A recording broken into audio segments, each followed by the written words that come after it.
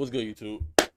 About another reacts. As you know, reacts don't crack coming back to back. Your boy J-Ro Sly, once again, sliding onto your timeline with another reaction to the Ink Tank. These are the most paused Ben 10 scenes. As you know, I've been getting back into the lore.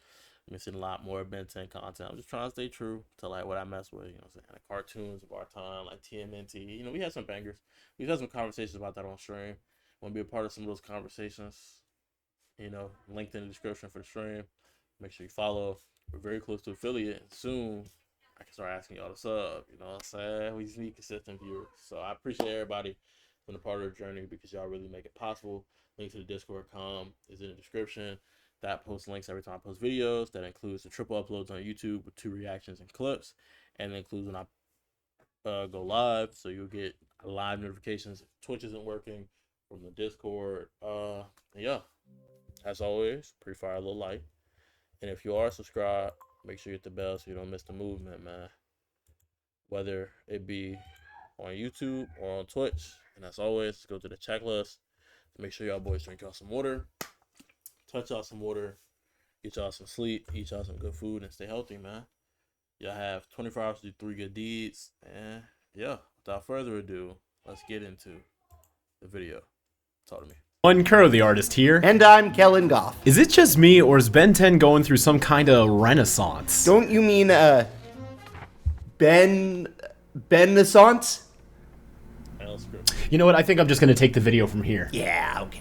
Good luck, though. But anyway, isn't it crazy how much Ben 10 merch we've been getting lately? Really feels like something's about to happen. At least, I hope so. But now, U2's is jumping aboard the Rust Bucket with their own contribution to the Benaissance with the officially licensed Ben Tennyson figurine. And y'all know me, I have to get in on that. I mean, look at it, it's awesome. This is the most amazingest thing anyone could ever see. These figures are only going to be available until March 31st before they're gone forever. Never. I repeat, never to be restocked. But if you want a chance at winning one for free, in the spirit of the subject of the most paused moments in Ben 10, I'll be hiding 5 images of the Ben Tennyson U2's figure throughout this video. Think of them like Easter eggs. Once you find all 5 figures, send me an email with the timestamps and locations of these hidden figures, and you'll be entered into a giveaway with a chance to win your own U2's figure. Up to 10 people will win. No purchase necessary, no shipping costs. You just gotta have a sharp eye and make sure you send the info before time's up. Winners will be selected at random and announced on our live stream on April 5th. Or feel free to support the Ben 10 franchise and cop your own figure off the U2's website before it's too late. That'd be pretty cool too. One of my favorite things to do on this channel is pick apart the series frame by frame, which Plus, this is a year-old video. It ain't dropped yet. Yeah, because it says July to August. We ain't in July yet. Yeah, I've been doing periodically in my Ben 10 breakdown series. This gives me a chance to analyze all of the best blink and you'll miss it frames in the Ben 10 franchise. We all know about the obvious ones, like Lodestar's hologram showing up at the end of Alien Force, but the ones that aren't as heavily focused on may take some rewinding for you to catch. Like in Mystery Incorporeal, when Ghost Freak gets electrocuted by Darkstar's attack, you can see Zascare's skeleton head inside. Even though Zascare and Ghost Freak have long been separated at this point, it's interesting to note that they still share the same biology. During the classic era, after Ghost Freak was removed from the Omnitrix, they replaced all of his images and animations in the theme song, except for the final shot when all of the aliens swirl into the Omnitrix. There, Ghost Freak is still a part of Ben's arsenal. My younger self used to think this was intentional as some sort of big foreshadowing plotline, but it's likely done just to save time and is barely noticeable in motion. Speaking of saving time with aliens, let's actually circle back to that point about Lodestar. At the end of War of the Worlds, it was strongly implied that Ben unlocked a whole new set of aliens for the next season. Man, I don't recognize any of these guys. Here we go again. But we ended up only getting 2 of them, Lodestar and Wrath. 3 if you want to include Nanomech, as he technically counts too. But perhaps in an effort to make it seem like Ben has even more than that, eagle-eyed fans noticed a mysterious hologram popping up inside the episode Vengeance of Vilgax Part 1. It's hard to make it out, but at the time the biggest contenders for who this was either Heat Blast or Ditto, as Ben has been using more legacy transformations in addition to his new ones at this point in the story. What can I say? I'm feeling nostalgic. It wasn't until later that season in the episode Busy Box that we got a better look at the hologram. Turns out they were reusing Alan's own Pyronite model, which you can argue is meant to represent Ben's own Heat Blast in-universe, though this was likely a mistake. Though Alan does awkwardly show up here and there as if he is one of Ben's aliens in some promotional material, where you can clearly tell the theme is supposed to be Omnitrix aliens. On the subject of Omnitrix aliens, there's Pierce's record of extraterrestrials sent to the Null Void. While these are more front and center and not a simple freeze frame, it's still worth pausing, as at this point in the story, Ben doesn't have access to any of these aliens, making their appearance more significant and refreshing. But also, they're still presented in the classic series art style, which can be pretty jarring if you're a stickler for stuff like that like myself. The one exception, aside from the DN alien, is the Mechamorph, as they reuse Bazel's design from the previous episode, Peer Pressure. Also, while editing this video, I remembered something that I completely forgot was even part of the episode. For literally one frame when transitioning between the Lepidopteran and the DN alien, you can actually see Flash Cam. What are you doing, Mommy? Unsponsored. This is like a horror movie or a thriller.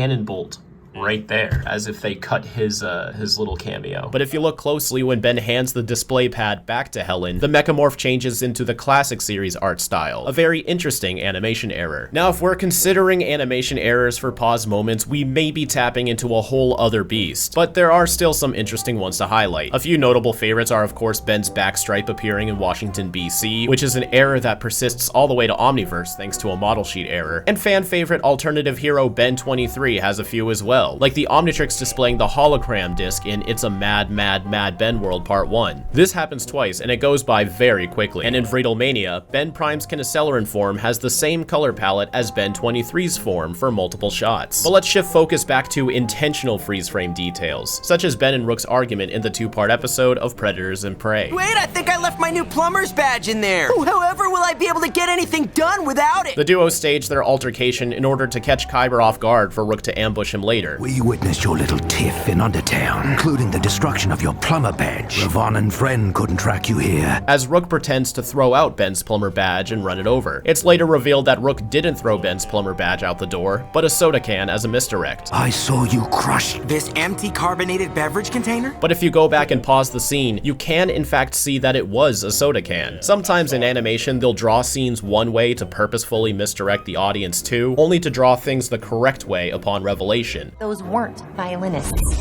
and it wasn't an engagement ring. But here, they committed to drawing it the correct way from the start, taking a chance that they can misdirect you the first time you watch this too. And I admire the bold choice. And of course, I have to mention one of the most famous ones of all, that mysterious DN alien appearing in Max's hologram in the very first episode of Alien Force. What did this mean? Was this actually a DN alien disguised as Max the whole time? Was this Max using an ID mask to pretend to be a DN alien? We don't know, and it's never brought up again. Ultimate Alien had also dropped a freeze frame Easter egg in its own pilot, with Ben's eyes flickering pink. While originally brushed off as an animation error, it is most likely intentional, as Ben's eyes flickering was even written into the script, though here they're described to be red. So while the pink versus red could be the animation error, the flickering itself was intentional, but also never went anywhere. And yeah, you can argue that it was a setup for the episode The Ultimate Sacrifice, where Ben's eyes do flicker red, but still, this moment itself is never touched on or brought up again. Let's check out some pop culture Easter eggs, which are some of my favorite stuff. In the Omniverse episode An American Ben Wolf in London, the gang track the Forever Knights down to Howl's Castle?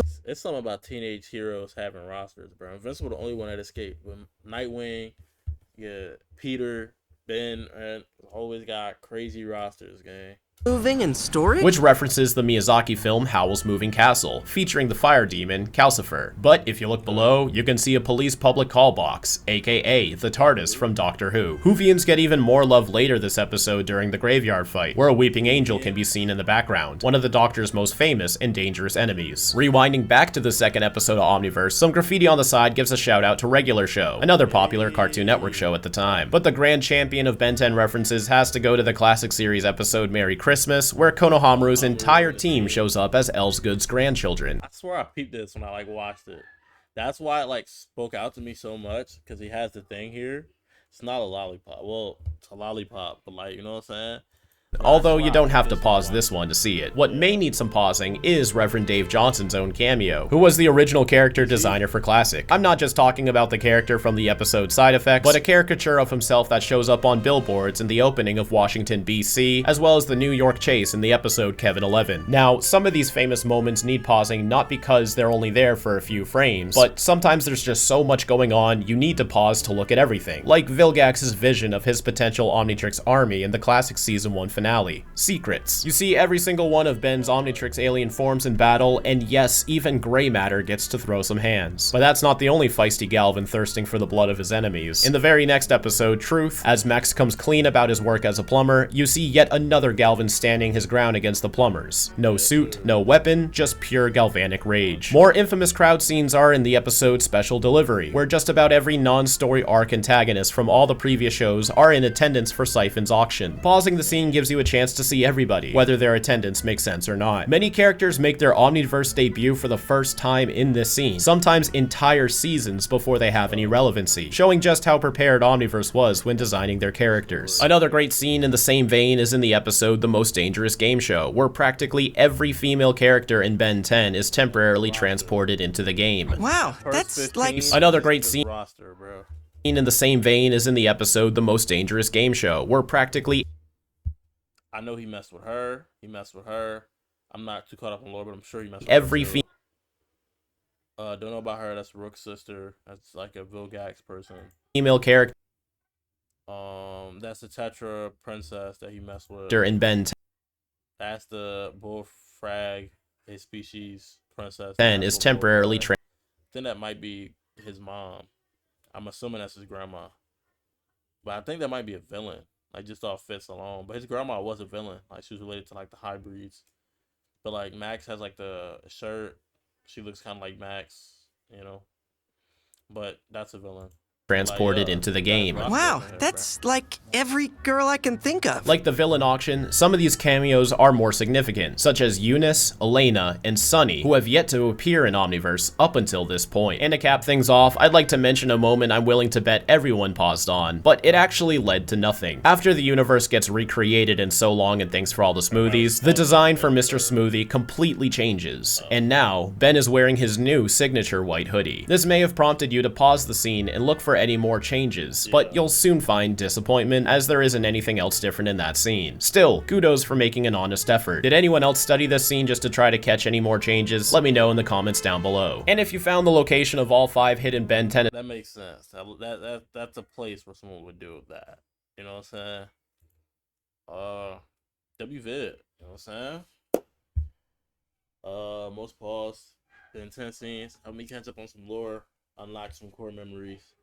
Tough vid for sure, but that was my take on most paused, the intense scenes. About it for me. Peace.